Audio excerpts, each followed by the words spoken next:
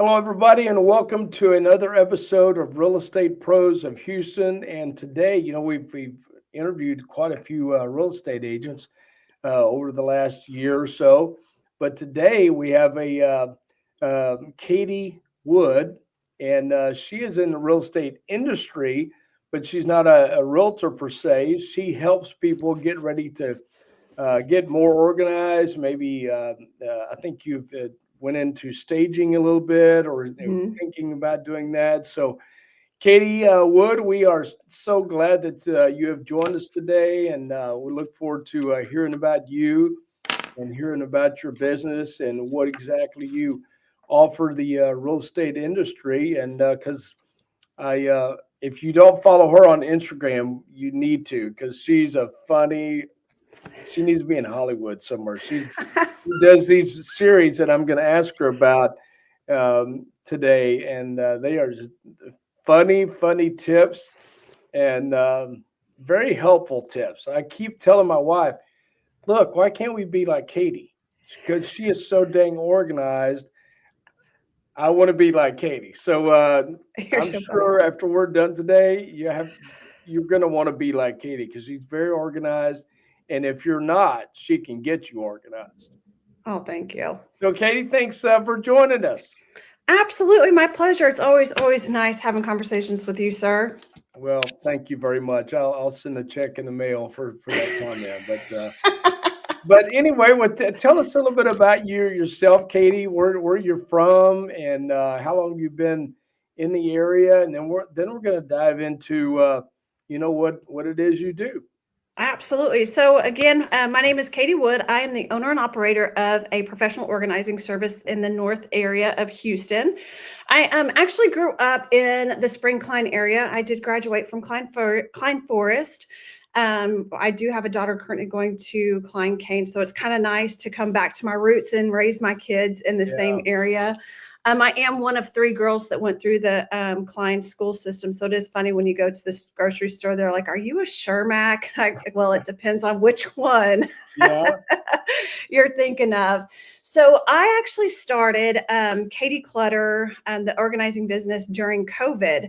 I was selling eyelash extension training, and it's a in-person training, and it was one of those things where everybody got shoved back home. My ex was working behind closed doors. I have two kids trying to do online school. I have a demanding job, Weren't and those fun times? I don't Oh miss my gosh. them, but it was definitely a good learning experience because it got me where I am today. So every drudge in the trench is for worth for something. Yeah. And so I, kind of put my hands up. And I'm like, I can't do this because here it is. I want to be a mom, but I also want to provide. I want to be involved, but I also want my own life. It's kind of that thing. So I want my cake and I want to eat it too Yeah. scenario. And so I ended up telling my ex husband that I'm going to quit my job and I'm going to figure out what I want to do. And at that time, people were giving out on the stimulus packages, and it actually was better for my family because I was not making any money because of my payback commissions because of all the extension training that I sold. None of it's in training. So I was actually doing our family a disservice by not, by working there because I couldn't sell anything. Yeah. So I started doing this probably about 4 years ago. First couple of years was part time. Hmm. So I could still run kids to where they needed to be, practices, doctor's appointments. I could still work, still build my business. Very big into networking and um, meeting people. So over the last couple of years, things with my marriage kind of got rocky and ended up divorcing last year. So I went from part time, I wouldn't call it a hobby because I'm very passionate about it. So I went from a part time to full time, and it's had its ups and downs, but I have loved every last single thing about it. And, at the end of the day, where I get my joy, where my love cup is filled, is I get to help people who don't or can't understand how to go from point A to point B. And I get to help and assist with that. And I actually just see the progress and the results of my work. And I thoroughly find fulfillment in that as well. Yeah. So have you always been an entrepreneur and you wanted to do things on your own and kind of run your own shop?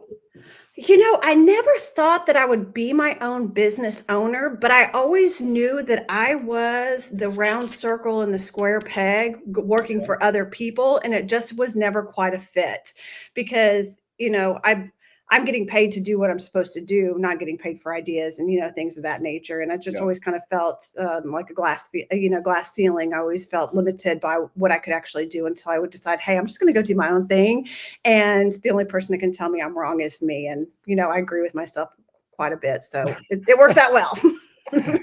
There's something to say about because I've had my business for a long time and been I've owned a couple of different businesses and then got pulled into the corporate world.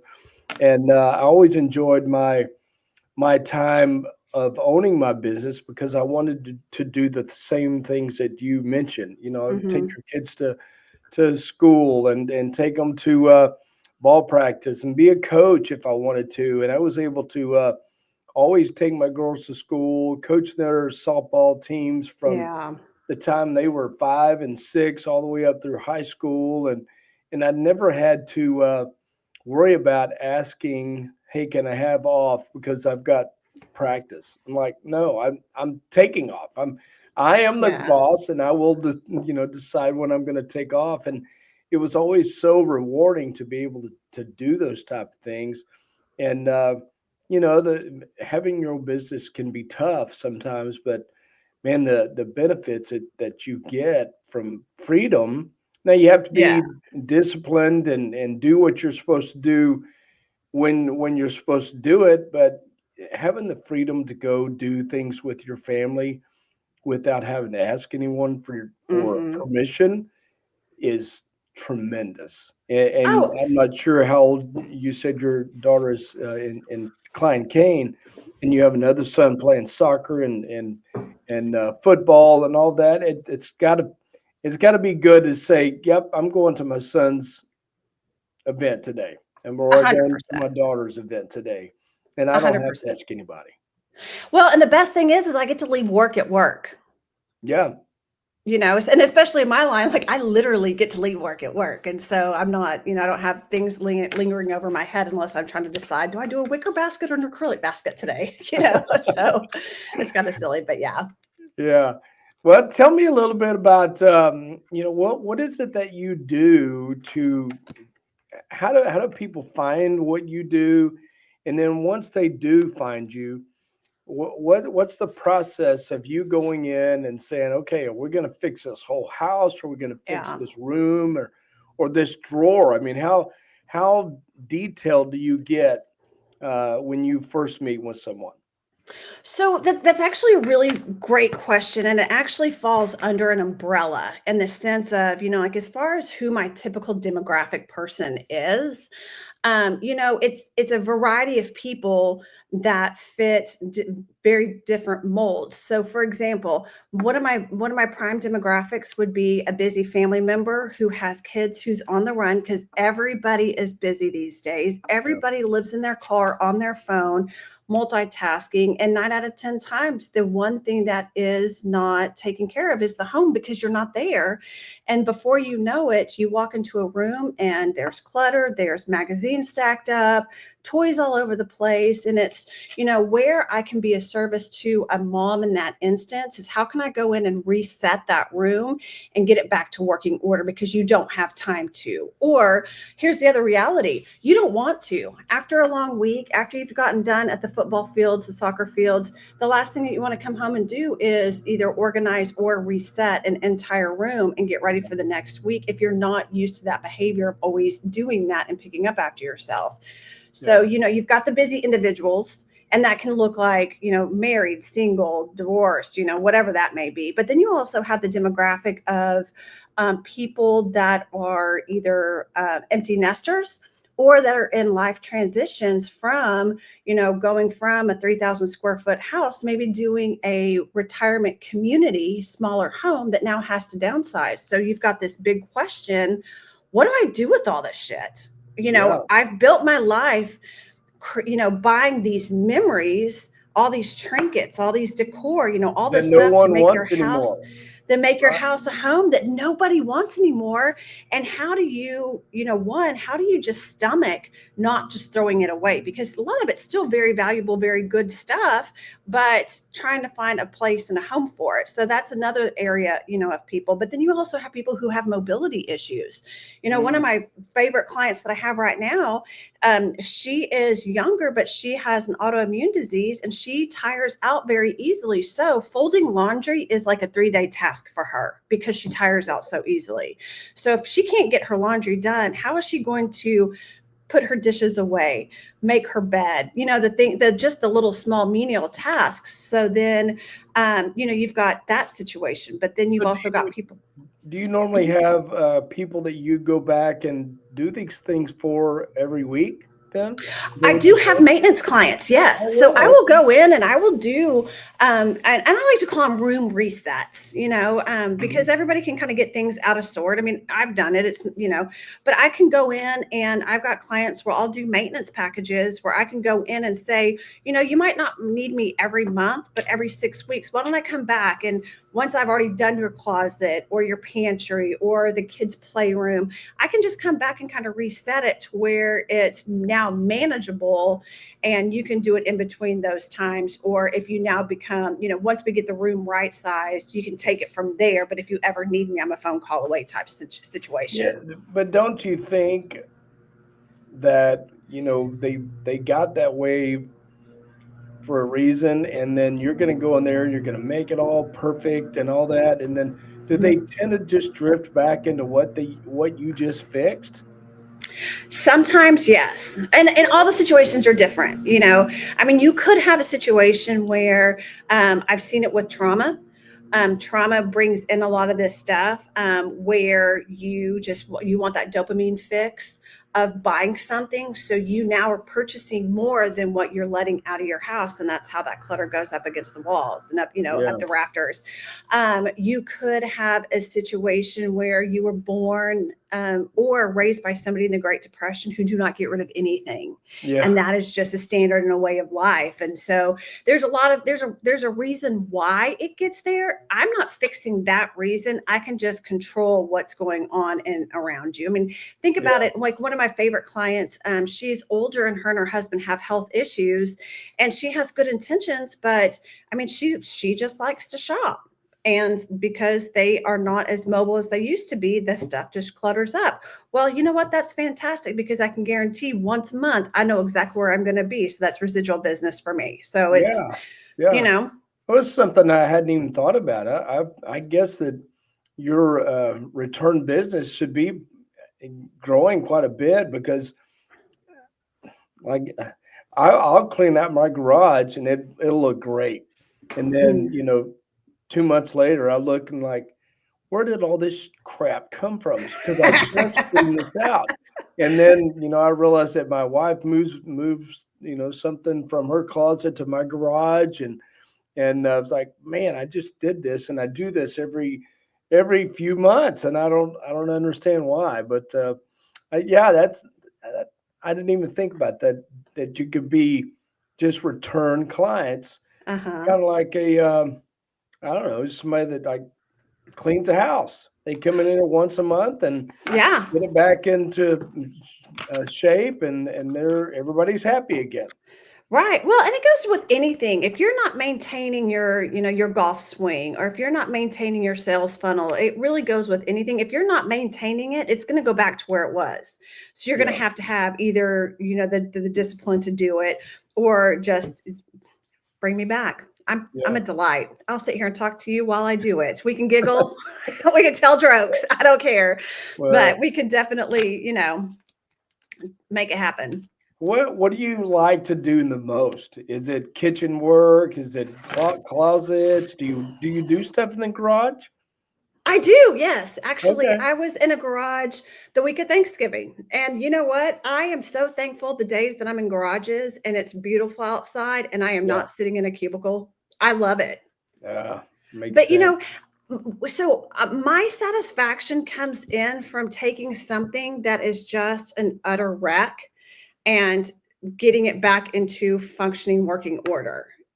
it goes back to one of those things of I can't control. There's a lot in my life I cannot control, but the one thing that I can control is the outcome of what your garage is going to look like. And I love that. I love that sense of, like I kind of describe myself as I'm a lazy type A personality. Like I want things orderly, but I'm kind of a procrastinator to get there. And so Yeah. if I can have that, I can't control my son. I can't control the outcome that my daughter does, but I can very well control what your garage looks like, and I enjoy that. I have that satisfaction. Is there a certain distance that you will go, or do you like stay in the Houston area? I mean, that's a huge area. Yeah, But yeah. where's your geographic location that you like to stay in? So I'm in this. So I reside in the Spring Klein Tomball area, and I live right off 99. And honestly, a 40-minute drive is nothing.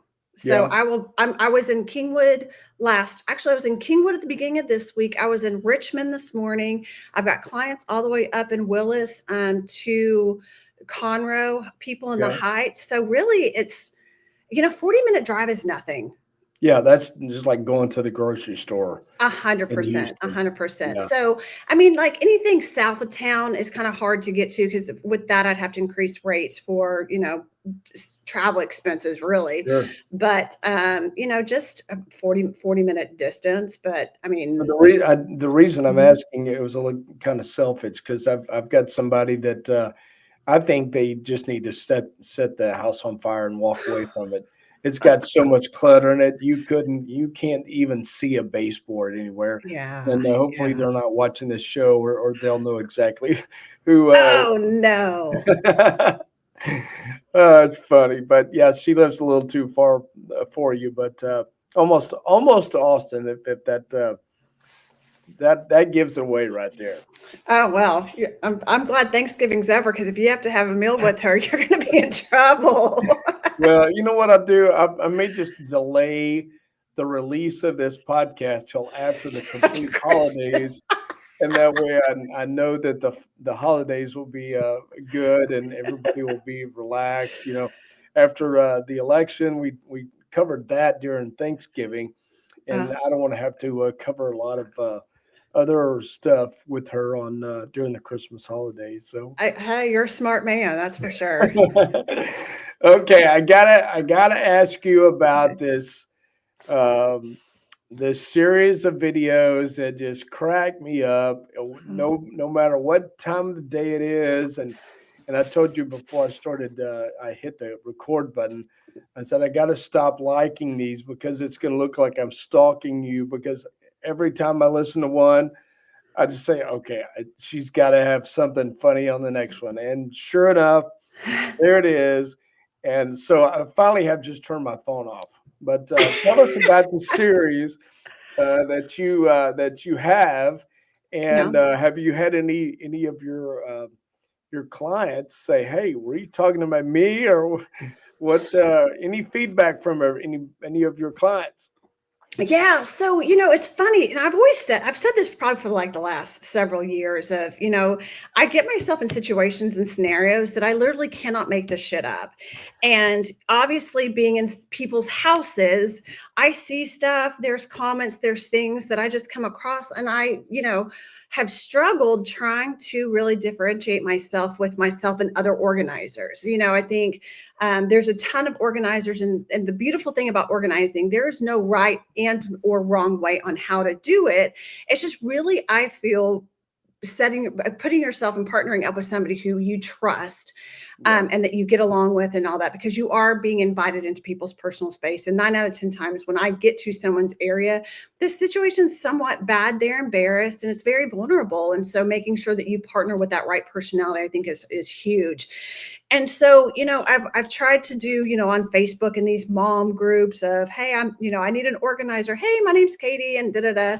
And you can't really sell yourself on your services through a text. And so I've been dragging my feet beat on doing anything video related because honestly, I did not think anybody cared of what I had to say. You go to Container Store, you get an acrylic, you put your stuff in it, you move on down the road. It's not that much of rocket science. But then when I started talking to my friends, and I had one particular situation that came up to where I'm just like, this client who I have never had a bad client, but this one particular client just ticked me off to the sense of like, this is now coming to fruition. I am now going to start my series. I cannot make this shit up because it just, you can't. Yeah. And so I can't get mad because it's not worth it. So why don't we just sit here and laugh about it? And other people resonate with it. Other people can resonate with, walking into your kid's room and, it's kind of like the same scenario. Like, as a parent, I don't want to do my kid's laundry and have to pull your underwear out of your jeans. So why do I want to go to a client's and do the same thing? Like, can we please just make sure that, everything is, if you're not going to do, if you don't want to do it for your kid, the organizer doesn't want to do it for you either. So, so that's where the series started. And the series, give me the name of the series again. I can't make this shit up is the name of it. Yeah, And you need to so trademark that. You really do, because I thought, man, I run across that on the mortgage side of things. Like, are you serious? You're worried about your 430 credit. You're worried about me pulling your credit, and you have a 430 credit score. You don't. You're worrying about the wrong thing if you're worrying about me pulling your credit. You need to pay your bills on time. You can't make this shit up. yes. My God, I could have the same series too. Well, and what's funny is, all my situation, none of my two stories are the same. And I always get permission, anytime I post anything on Facebook or, I always ask for permission because I don't want to blindside anybody because even though the situation I think is funny, they might take it personally and I don't want to ruin any, burn bridges or ruin anything. But I did have a particular client who after a year and a half called me and asked me where like this one little doohickey was. And I'm sitting here going, I remember that one. Bam. I'm like, here, you can't even walk into the room and you're worried about where this, and let's just call it like a little trinket. It's maybe 2 inch size trinket. You're worried about where that is a year and a half later. When I got to your space, you couldn't even walk in your room. But lo and behold, I guarantee it, people who have more clutter know exactly what they have and what's in there. You do not think about throwing 100%.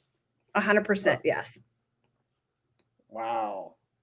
Well, that was hilarious. I remember watching that one, but I have to specifically ask you about this Little House on the Prairie episode that you were talking Okay. about. Which remind me which one that was. So this is Laura Ingalls. Laura Ingalls, isn't? I remember referencing the Laura Ingalls, but I don't remember what the tent. It had to do with keeping stuff that your kids don't want. They're old. It's maybe antiques and like. Yes. Well, and this is where, it would actually kind of benefit kind of your circle of influence and the realtors that you work with is, one of the things that I also work with, and it's my consultation that I have this afternoon, is I work with the people that are downsizing and or family members that might have passed on.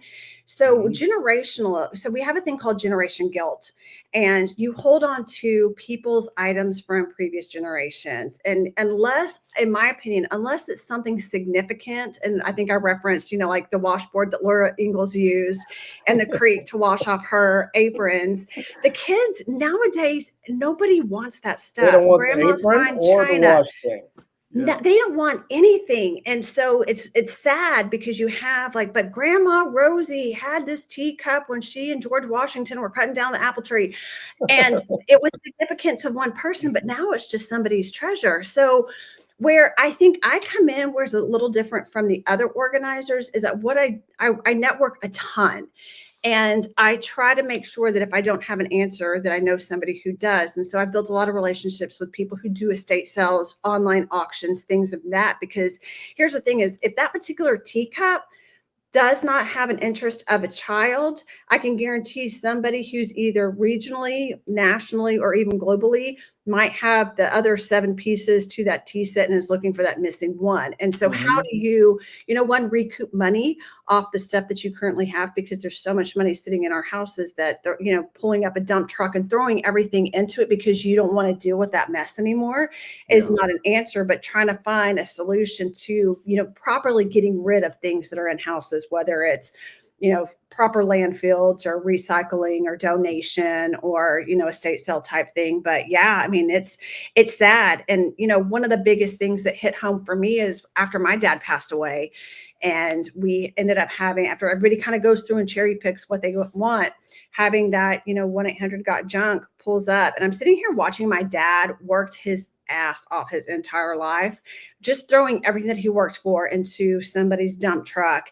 And Yeah. that was it. And it's a hard reality. It's something very, very hard as a kid to sit there and go like, he just worked so hard. And at the end of the day, it's just junk. It's just And trash. we're just throwing it away. And we're Well, just is buying that more. a service you also offer where you help them sell this stuff online or kind of direct them on how to do it at that point? So I don't personally sell the items myself, but I am actually in the process of trying to find an affiliate that can help me with that, because it Mm, is an underutilized market that I don't think that I don't have the bandwidth to do it. It just comes down for that. But I do think that there's definitely a market for somebody who we could, pass that along to suffice for that, in solution. yeah, talking about throwing all this stuff away. When I was in college, I had a company that we would haul things off for people and take them to Hmm. the dump and whatever.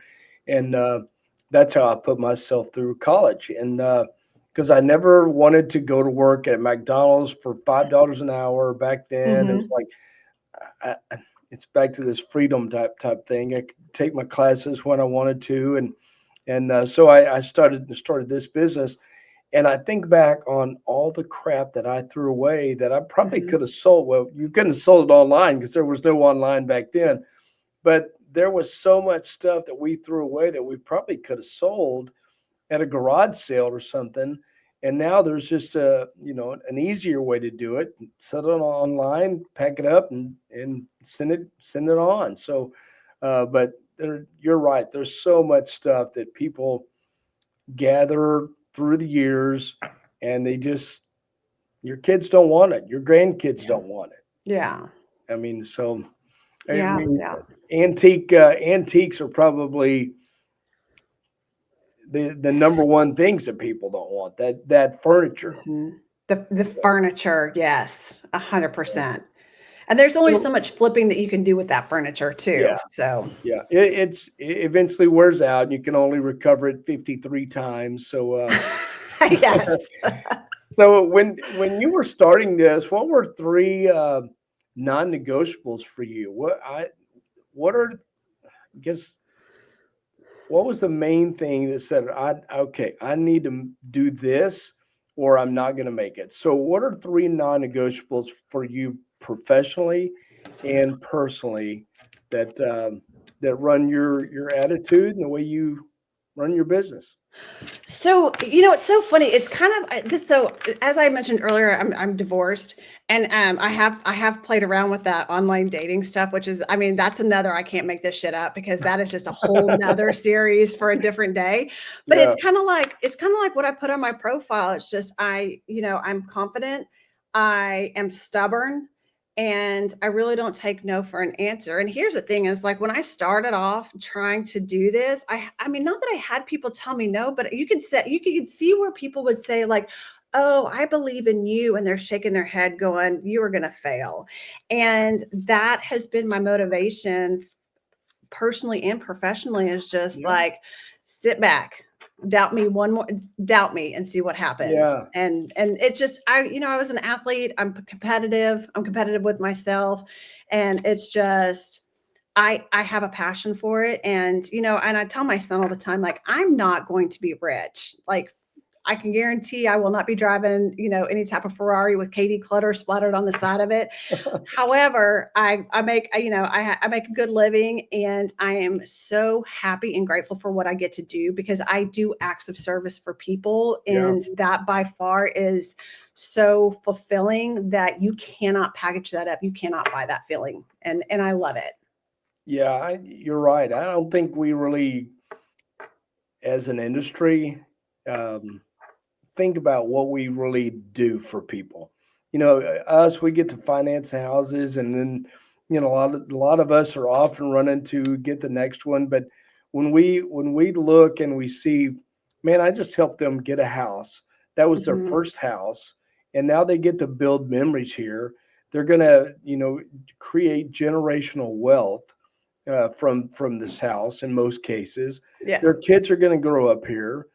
We need to really um, give ourselves credit for what we do, Hmm. and I think we're just always, I am always so busy trying to help the next one that I don't ever go back and say, man, it's really cool to see, this is your third year there. Now you got, kids are in first grade or whatever the case may be. Yeah. And we need to really celebrate what we're doing for people. And it sounds like Absolutely. you're doing a good job of doing that. Thank you. Thank you. Now, to answer your question about, kind of the things that my non-negotiables. So I have been approached hoarding, and true hoarding, not, the stuff that they show on TV, but the true hoarding stuff. I mean, that's where stuff kind of gets dicey. And, I was called on the south side of town. Somebody had passed away in the house, and they were like, "Oh no, don't worry about it. We're just going to put bleach on the floor. It should be fine." And I'm like, no, that is not okay. You can't just pour bleach where somebody passed away. Oh my Body God. fluids, body fluids do soak through, fabric and all. I know so much useless stuff, but yes, in that Now situation, wait. bleach I does haven't not work. seen I haven't seen this can't make this shit up episode on this story yet. Oh yeah, no, no, yeah. Mhm. Yeah. I Oh mean, my there are gosh. some scenarios to where I'm just either, if it's my rule of thumb is, if I have to dress up in a hazmat, and I've only done that once, but if I have to get into a hazmat suit, and if I could potentially bring something back to my family, bed bugs or, anything of that nature, I won't do Yeah. it. There's other people out there that have the stomach for it. And I just don't. I mean, if there's dead rodents or, other piles on the floor of stuff, that I'm not your girl for that. Oh God, I bet you've run across some crazy, crazy stories and Yes. situations. Yes, yes. So So how are you? Did you finish your three? I probably just plowed I right think I through. did. I think I combined all three of them into one, and then just told you my one Okay. non-negotiable. Yeah. So where you wanted to take this business, or you wanted to be able to hire people to do what you do, train them to do what you do, and just be a business operator instead of a business employee, I guess. And that's what because that's what we are currently. Yeah. But are you looking to grow it bigger? I am actually. I would love to have other people KD cluttering around the area.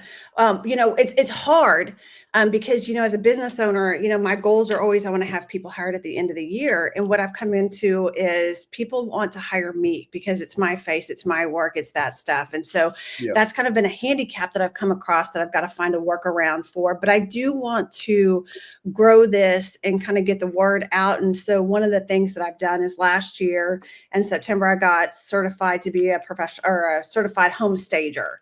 And so what that would look like is I'm not the stager that comes in and can outfit an entire home, but I can definitely declutter and stage the current house and get it picture ready, Mhm. and definitely leverage, realtors and help them sell homes. And then my most recent little check off my box, and this is thanks to Mr. Ronnie, is I actually became TE certified or Trek Oh, certified. okay. And I have written my own curriculum that is up with the powers to be at, Texas to teach a class based on how to leverage organizers and stagers to help realtors sell homes, because Oh, so look many at you times. go. Thank you. Thank you. So Congratulations. I'm so excited. So I think 2025 is going to be an interesting, fantastic, crazy, amazing year. But, I find that those two, organizing and staging, could definitely help leverage sell homes for realtors, because they can combine them into one aspect. You have to declutter. You have to have the right Yeah. appearance, the feel, the smells, all that stuff when you walk into a home. And what better way to do it is have somebody who does organize and already has the eye to how to stage the home. Kind of like a one-stop shop. So that is on my docket. Once I get this curriculum approved, which I want to say I've been working on this since September, as far as the curriculum itself that I've designed to Yeah. have it approved. And so I hope it should be ready, hopefully January 2025, to where I can start teaching those classes on how to do that. And why would you even invite and have an organizer into that selling process of a home? Yeah. Yeah.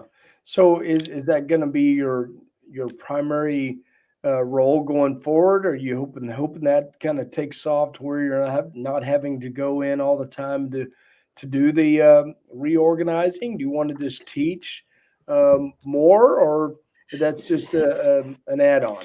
I want to do it all. Yeah. I do. I do. I mean, I would like the healthy balance of being able to do it all.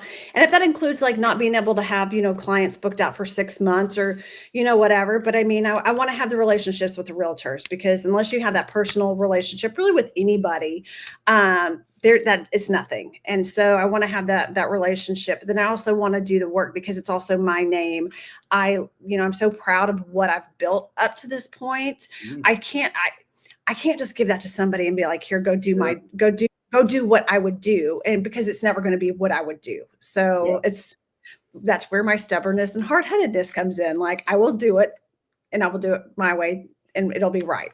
Yeah, and it's got to be a little tougher for you because they do buy you. They love. I know I love your personality Well, on thank the you. videos, and just following you on Facebook, and so I see what you're saying, because I would want Katie to come to my house, and Yeah, because I like what I see on the videos, and you can't make this shit up, a personality, and it so I see what you're saying. It'd be tough to do what you do and then mhm. have somebody go do what you're wanting them to do. Like, Absolutely, I don't know absolutely. if I'm Well, and making one of sense the with things you. that I've done on Facebook is, so I have an open profile. I have a business page, but I don't do a whole lot with it. But I try to let people who could potentially be a client see who I am as a mom, as a business person. I obviously don't take anything very seriously unless it's something very serious to be taken,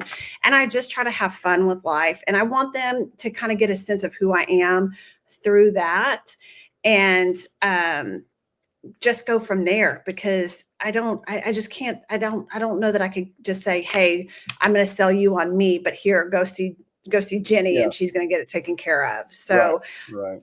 we'll have to find a worker. I mean, there's always a solution out there, and obviously I haven't come across that path yet, but I mean, as of right now, it's been good. It's been steady. And I just love it.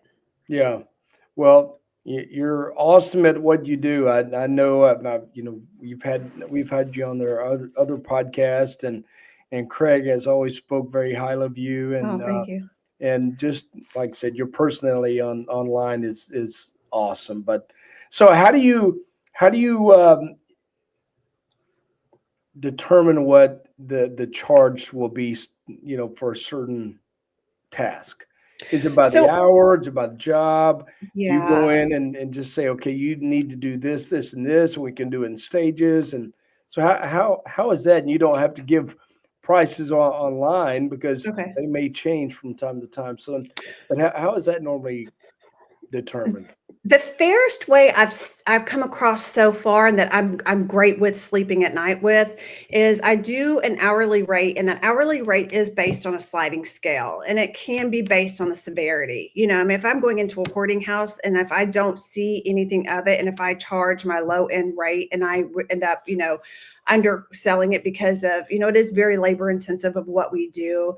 Hauling trash bags, things off to donation, all that stuff. So I do have a sliding scale. And then what I'll do is when I do my consultation with the client, I always find out what area is creating the most anxiety for you. How can I fix that one anxiety point and then snowball and let it roll into other areas? And typically what I'll do is I always have a process, and I do this every single time, is I will go in and I say, okay, if we're going to work on your garage, Mark, I'm going to go in and say, okay, we're going to go and we're going to cherry pick, and I'm going to go in and I'm going to take out the obvious stuff that doesn't work. It's the trash. It's the things that are broken. It's the things that can automatically go to Goodwill, like the obvious stuff. And then I go into my macro organizing. So basically that's where I'm going to go in and I'm going to say, okay, all lawn equipment's going to go in the left-hand corner.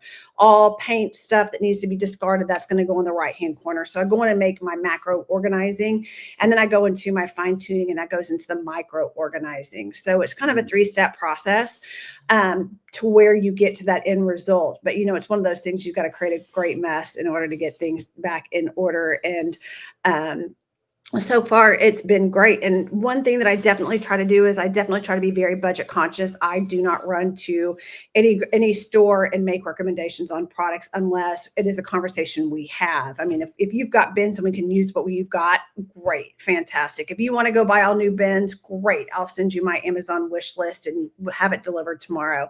But I basically try to just make sure that I don't want to make anybody feel like they can't afford my services because of what they see on TV, or, like what this new stagnant pantry era looks like. It's got to be the pretty bins. It's got to have the labels. It's got to have all that.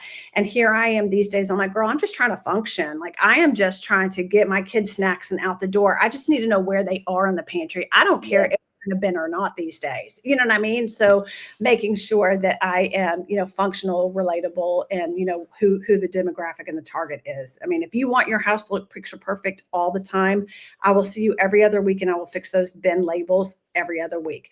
Otherwise, how can we make you function? Mm-hmm. Yeah, you probably would save people a lot of time as well, because if you go in there and you reorganize, and then people don't have to dig through 15 bottles of something to find what you've already placed in the right area, Mm-hmm. then you're not only saving them headaches, you're saving them time, which is very valuable these days. And so if you can go in there and do it once every couple weeks and keep it organized and save me time, that means a Yeah. lot to me. Time is a huge saver, but here's also the other factor is a lot of people don't realize how much money that they're sinking into buying duplicates and Yes. or letting things go to waste and expire. So if you can go in and figure out, how many containers of ketchup that you have that are full, and if we can put that in an area of your back stock section, when you go to the grocery store, you don't need you don't need any ketchup because you got 3 bottles sitting there looking at you. Yeah. And I think that's one of the reasons why containers have gotten so popular is getting things out of boxes so you can actually see the inventory of what you have. So you're eating the stuff that's in your pantry, that you're utilizing those paints that are in your, cupboard, the things of that along that line. So you're using what you have and not going out and Yeah. mindlessly buying just extra Clorox wipes because they're on sale. Yeah. Yeah. I do that all the time. I go buy something and then I start putting it up, and I'm, dang, there's a whole bottle right there. So now it gets shoved in there, and then you slam the door as fast as you can so it doesn't fall off. So Exactly. And then you buy another one 3 weeks later when you go. right, yeah, or your wife does. You're like, baby, already got that. Now we have 53 bottles of this. So Yeah. all Yes. right, well, you know what, Katie, I told you 30 minutes would go by very fast, and So we're at 43 right now. And so, how can someone get in touch with you? And by the way, we'd love to have you back on. You're on our Facebook page, and we hope that you will be someone that can contribute to the realtors that we have in that page. And so absolutely. we appreciate you being on that page, number one. But how can we get in touch with you? You've got your number scrolling on the bottom, but how can they connect with you online, Instagram, or anything like that? Sure, sure. So obviously, texting me is first and foremost one of the best ways. But if you want to email me, if you want to go to my website, KD Clutter, that would be a fantastic way because then you can do an inquiry through there. So that'll go to my email.